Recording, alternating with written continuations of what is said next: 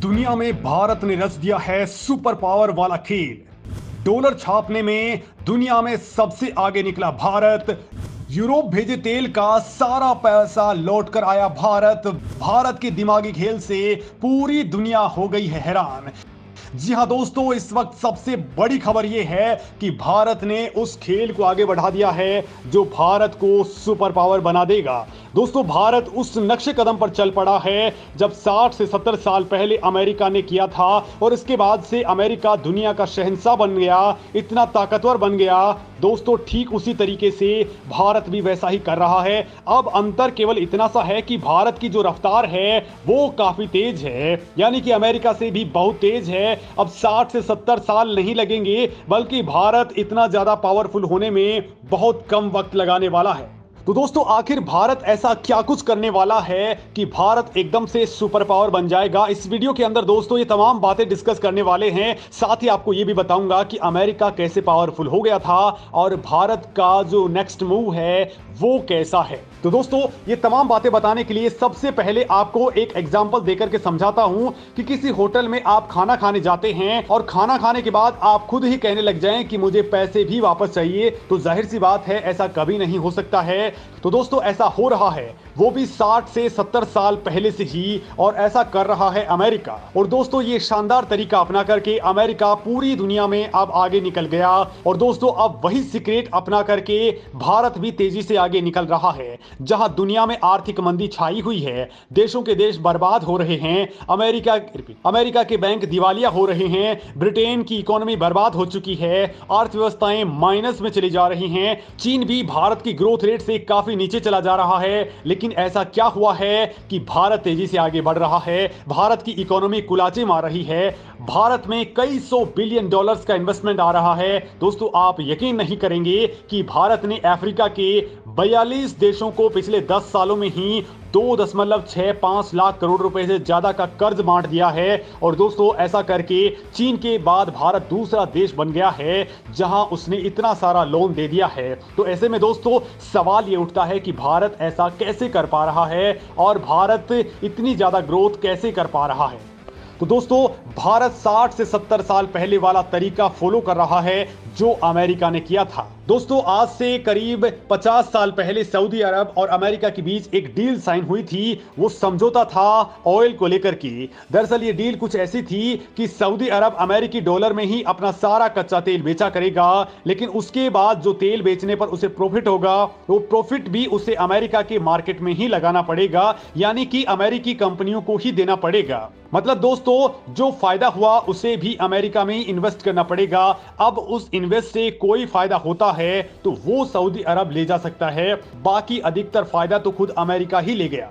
अब दोस्तों, इसका रिजल्ट क्या हुआ वो बड़ा चौंकाने वाला रहा है, क्योंकि सबसे पहले तो 40 से 50 सालों के अंदर पेट्रो डॉलर की जो पावर है वो अमेरिका के हाथ में चली गई, जिसका इस्तेमाल करके वो किसी भी देश को चुटकियों में धराशायी कर देता। इसके अलावा दोस्तों, 40 से 50 सालों के अंदर ही सऊदी अरेबिया ने जो भी कमाई की है उसका एक बड़ा हिस्सा अमेरिकी कंपनियों को दिया, अमेरिकी कंपनियों में इन्वेस्ट कर दिया, और उस पैसे का इस्तेमाल करते हुए अमेरिकी कंपनियों ने अपने देश की अर्थव्यवस्था को इतना ज्यादा पावरफुल बनाए रखा कि चाहे सोवियत यूनियन हो या उसके बाद में रूस हो और अब चाइना हो, कोई भी अमेरिकी इकोनॉमी की जड़ें नहीं हिला पाया। इतने पैसे से अमेरिका ने डिफेंस, तकनीक और स्पेस में तगड़ी उछाल मार ली। और दोस्तों, भारत भी ऐसा ही करने जा रहा है। बस अमेरिका ने सऊदी अरब को पकड़ा था और भारत ने रूस को ही पकड़ लिया है।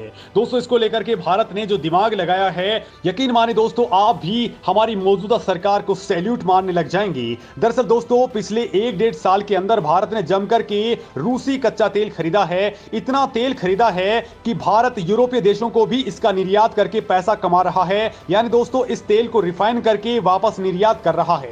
भारत तेल को रिफाइन करने के मामले में दुनिया में सबसे आगे हो चुका है। अब भारत जो रूस से कच्चा तेल खरीदता है, उस तेल के बदले में भारत रूस को देता है भारतीय रुपया।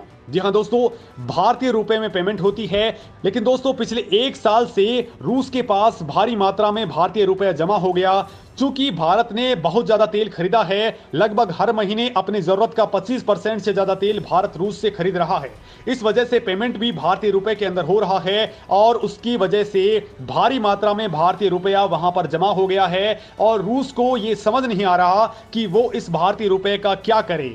इसी बीच दोस्तों भारत ने अपनी चालाक बुद्धि लगाई और वही चाल चली जो अब से कई दशकों पहले अमेरिका ने चली थी। दोस्तों भारत ने रूस को सलाह दी कि रूस के पास जो भी रुपया बचा हुआ है, जमा है, उसका वो सही से इस्तेमाल करे। इसके लिए भारत का जो मार्केट है, जो भारतीय कंपनियां हैं, वो बहुत अच्छे से ग्रोथ कर रही हैं और हाल ही के अंदर ये सर्वे भी आ गया है कि एक हफ्ते पहले ही भारतीय अर्थव्यवस्था इस समय दुनिया की सबसे तेजी से ग्रोथ करने वाली इकोनॉमी है और आने वाले वक्त में भी ये फास्टेस्ट ग्रोइंग इकोनॉमी बनी रहेगी। ऐसे में दोस्तों रूस के पास जो भी भारतीय रुपए पड़ा है, उसके अलावा भी कुछ और रुपया उसके पास पड़ा है तो वो लेकर आए और भारत के शेयर मार्केट के अंदर लगा दे।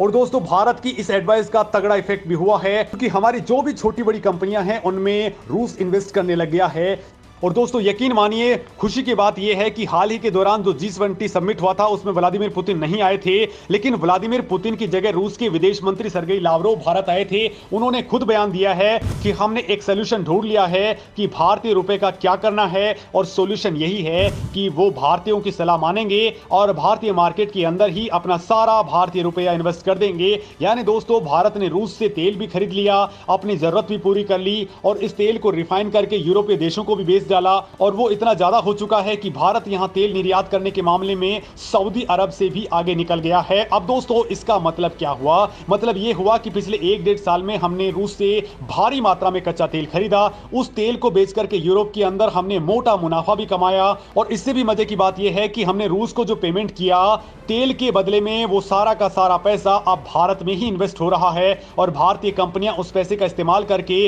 अब नए कल कारखाने खोलने वाली हैं, नई नई फैक्ट्रीज, नया प्रोडक्शन लाइन स्टार्ट हो जाएगा, जिससे दोस्तों भारत की तरक्की लगातार होती रहेगी, इंडियन इकोनॉमी लगातार मजबूत होती रहेगी। यानी दोस्तों भारत ने जो गेम किया है वो वास्तव में अब असली गेम हो चुका है और ये अमेरिका को भी पछाड़ करके रख देगा।